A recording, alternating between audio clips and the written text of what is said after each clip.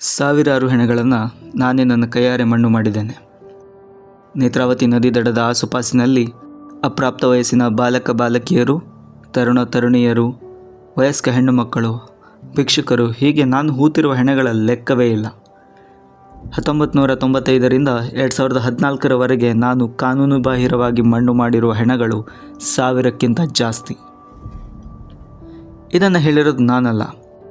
ಧರ್ಮಸ್ಥಳದ ನೇತ್ರಾವತಿ ನದಿ ದಡದಲ್ಲಿ ಸ್ವಚ್ಛತಾ ಕರ್ಮಿಯಾಗಿ 20 ವರ್ಷಗಳ ಕಾಲ ಕಾರ್ಯನಿರ್ವಹಿಸಿದಂತಹ ಓರ್ವ ವ್ಯಕ್ತಿ.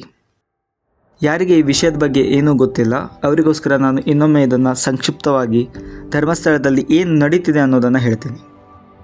ಧರ್ಮಸ್ಥಳದಲ್ಲಿ ಮೊದಲಿನಿಂದನೂ ಹಲವಷ್ಟು ಕಾನೂನುಬಾಹಿರವಾಗಿ ಪ್ರಕರಣಗಳು ದಾಖಲಾಗುತ್ತಿದೆ. ಆದರೆ ಪ್ರಮುಖವಾಗಿ ಬೆಳಕಿಗೆ ಬಂದದ್ದು ಮಾತ್ರ ಸೌಜನ್ಯ ಅತ್ಯಾಚಾರ ಮತ್ತು ಕೊಲೆ ಪ್ರಕರಣ. ಆದರೆ ಯಾವುದೇ ಸಾಕ್ಷಿ ಆಧಾರವಿಲ್ಲದ ಕಾರಣ 13 ವರ್ಷಗಳಾದರೂ ಮೃತ ಸೌಜನ್ಯಳಿಗೆ ನ್ಯಾಯ ಇನ್ನೂ ಸಿಕ್ಕಿಲ್ಲ.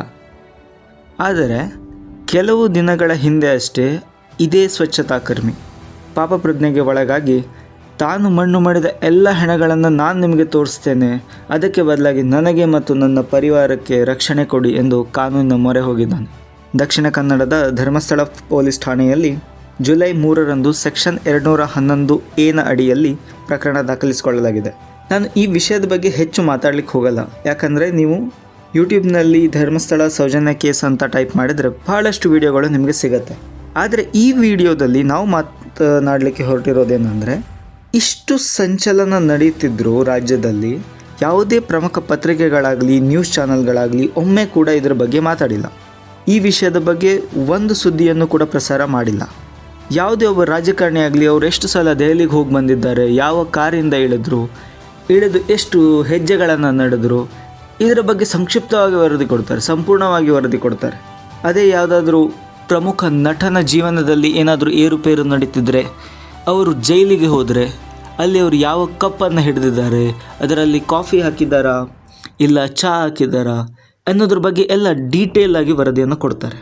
ಆದರೆ ಇಂಥ ಒಂದು ಅಮಾನವೀಯ ಕೃತ್ಯ ಧರ್ಮಸ್ಥಳದಲ್ಲಿ ನಡೆಯುತ್ತಿದ್ದರೂ ಅದರ ಬಗ್ಗೆ ಒಬ್ಬ ಪ್ರಮುಖ ಐ ವಿಟ್ನೆಸ್ ಬಂದು ನಾನೇ ಎಲ್ಲ ಮಾಡಿದ್ದೀನಿ ಅಂತ ಒಪ್ಕೊಳ್ತಿದ್ರು. ಇದರ ಬಗ್ಗೆ ಒಂದು ನ್ಯೂಸ್ ಕೂಡ ಇನ್ನೂ ಪ್ರಸಾರ ಆಗಿಲ್ಲ.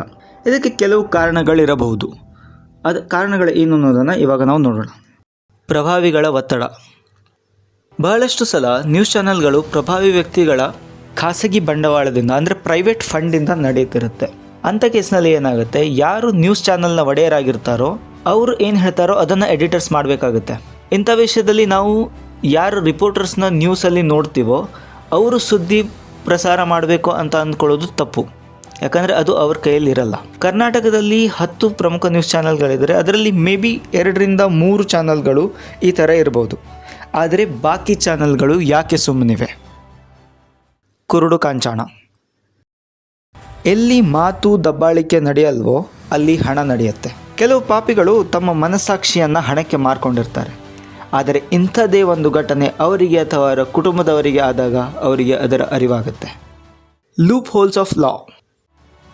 ಇದು one of the most practical reason ಇರ್ಬೋದು ಅಂತ ನನಗನ್ಸುತ್ತೆ. ಯಾಕಂದರೆ ಎಲ್ಲ ನ್ಯೂಸ್ ಚಾನಲ್ಗಳು ತಮ್ಮನ್ನು ತಾವು ಮಾರ್ಕೊಂಡಿರಲ್ಲ, ಎಲ್ಲರೂ ಪ್ರಭಾವಿಗಳ ಒತ್ತಡಕ್ಕೆ ಮಣಿಯಲ್ಲ. ಆದರೆ ಕಾನೂನಿನ ಚೌಕಟ್ಟಿನಲ್ಲಿ ಅವರಿಗೆ ಗೆರೆಯನ್ನು ಎಳೆದಾಗ ಅವರು ಸುಮ್ಮನೆ ಇರಬೇಕಾಗತ್ತೆ. ಅಕಸ್ಮಾತ್ ಯಾವುದಾದ್ರೂ ಪ್ರಮುಖ ವ್ಯಕ್ತಿಗಳು ಈ ಪ್ರಕರಣದಲ್ಲಿ ಭಾಗಿಯಾಗಿದ್ದಾರೋ ಅವರು ತಮ್ಮ ಬಗ್ಗೆ ಅಥವಾ ತಮ್ಮ ಸಂಸ್ಥೆಯ ಬಗ್ಗೆ ಯಾವುದೇ ಥರದ ಸುದ್ದಿಯನ್ನು ನೀವು ಪ್ರಸಾರ ಮಾಡಬಾರ್ದು ಅಂತ ಸ್ಟೇ ತಂದಾಗ ನ್ಯೂಸ್ ಚಾನಲ್ಗಳು ಅದನ್ನು ಪಾಲಿಸಲೇಬೇಕಾಗುತ್ತೆ. ಆದರೆ ಇದ್ರ ಬಗ್ಗೆ ಯಾವುದೇ ಅಧಿಕೃತವಾದ ಮಾಹಿತಿ ಇನ್ನೂ ಇಲ್ಲ. ನ್ಯೂಸ್ ಚಾನಲ್ಗಳು ಈ ಸುದ್ದಿಯನ್ನು ವರದಿ ಮಾಡದೇ ಇರೋ ಪರಿಣಾಮ ಏನಾಗಿದೆ ಅನ್ನೋದನ್ನು ನಾನು ನಿಮಗೆ ಒಂದು ಸಣ್ಣ ಇನ್ಸಿಡೆಂಟ್ನ ಮೂಲಕ ಹೇಳ್ತೀನಿ. ನಾನಿರೋದು ಬೆಂಗಳೂರಿನಲ್ಲಿ. ನಿನ್ನೆ ಅಮ್ಮನ ಹತ್ರ ಮಾತಾಡಬೇಕಾದ್ರೆ ಈ ಪ್ರಕರಣದ ಬಗ್ಗೆ ಮಾತಾಡಿದೆ. ಆದರೆ ಅವರಿಗೆ ಈ ವಿಷಯದ ಬಗ್ಗೆ ಕಿಂಚಿತ್ ಅರಿವು ಕೂಡ ಇರಲಿಲ್ಲ. ಅಂದರೆ ಈ ಸುದ್ದಿ ಗೊತ್ತಿರೋದು ಕೇವಲ ಯಾರು ಯೂಟ್ಯೂಬ್ನ ನೋಡ್ತಾರೋ, ಯಾರು ಸೋಷಿಯಲ್ ಮೀಡಿಯಾನ ಫಾಲೋ ಮಾಡ್ತಾರೋ ಅವರಿಗಷ್ಟೇ ಗೊತ್ತಿರುವಂಥದ್ದು. ಇವಾಗ ನಾವು ಮಾಡಬೇಕಾಗಿರೋದಾದರೂ ಏನು? ನಾನು ನಿಮ್ಮಲ್ಲಿ ಕೇಳ್ಕೊಳ್ಳೋದು ಒಂದೇ, ಈ ಚಾನಲ್ನ ಸಬ್ಸ್ಕ್ರೈಬ್ ಮಾಡಿ ಅಥವಾ ಈ ವಿಡಿಯೋನ ಲೈಕ್ ಮಾಡಿ ಅಂತ ನಾನು ಕೇಳಲ್ಲ.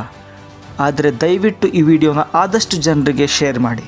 ಮತ್ತು ನಿಮ್ಮ ಮನೆಯಲ್ಲಿ ಯಾರು ಹಿರಿಯರಿದ್ದಾರೋ, ಅವರು ಯಾರು ಸೋಷಿಯಲ್ ಮೀಡಿಯಾನ ಯೂಸ್ ಮಾಡಲ್ವೋ, ಯಾರು ಯೂಟ್ಯೂಬ್ನ ನೋಡಲ್ವೋ ಅವರಿಗೆ ದಯವಿಟ್ಟು ಈ ವಿಷಯದ ಬಗ್ಗೆ ಅರಿವನ್ನು ಮೂಡಿಸಿ. ಧರ್ಮಸ್ಥಳದಲ್ಲಿ ಇಂಥ ಒಂದು ಘೋರ ಕೃತ್ಯ ನಡೀತಿದೆ ಅನ್ನೋದನ್ನು ಅವರಿಗೆ ಹೇಳಿ. ತಪ್ಪು ಯಾರು ಮಾಡಿದಾರೋ ಅವರಿಗೆ ಶಿಕ್ಷೆ ಖಂಡಿತ ಆಗಲೇಬೇಕು. ಇಂಥವರನ್ನು ಗೋಮುಖ ವ್ಯಾಘ್ರ ಅಂತ ಹೇಳಲಿಕ್ಕೂ ಬರಲ್ಲ, ಏಕೆಂದರೆ ವ್ಯಾಘ್ರ ಒಂದು ಉನ್ನತವಾದಂಥ ಪ್ರಾಣಿ. ಗೋಮುಖ ಕಿರುಬಗಳಿವು.